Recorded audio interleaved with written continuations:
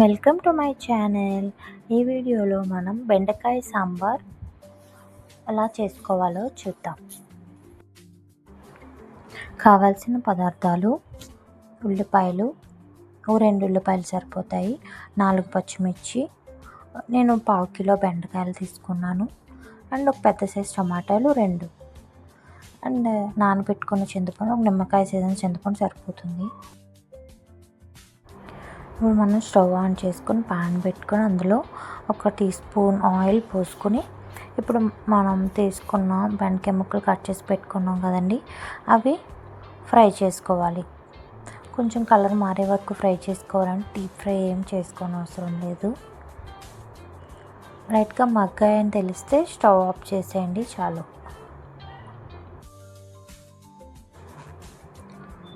తర్వాత మనం కుక్కర్ తీసుకుని, నేను ఈ కప్లో 1/4 ఒకటి నెంబర్ కనబడుతుంది కదండి, హాఫ్ పప్పు తీసుకున్నాను, కందిపప్పు.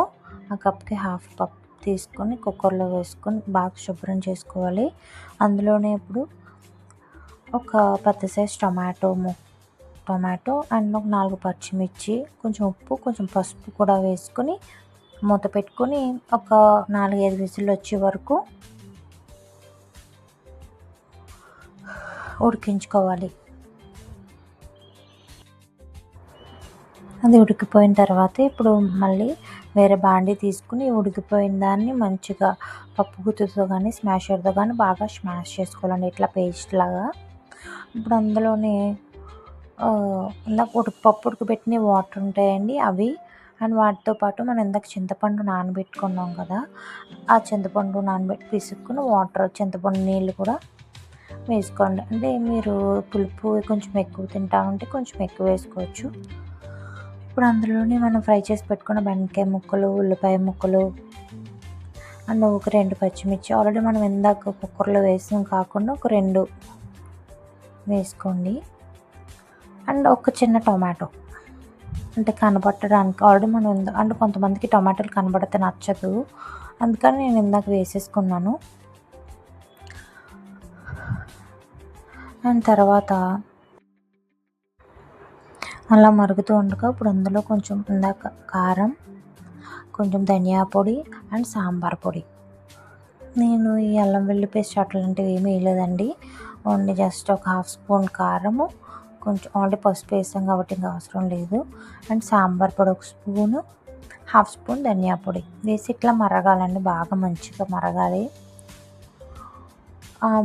ముక్కలన్నీ ఉడికినాయని తెలిసిన తర్వాత తీసుకొని పోపు వేసుకోవాలండి.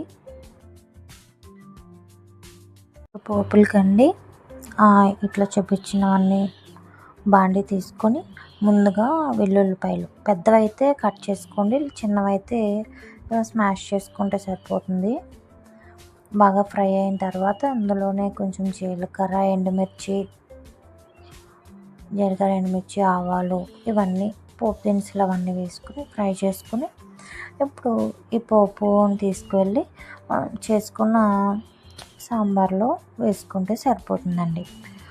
అంతేనండి, వేడివేడిగా బెండకాయ సాంబార్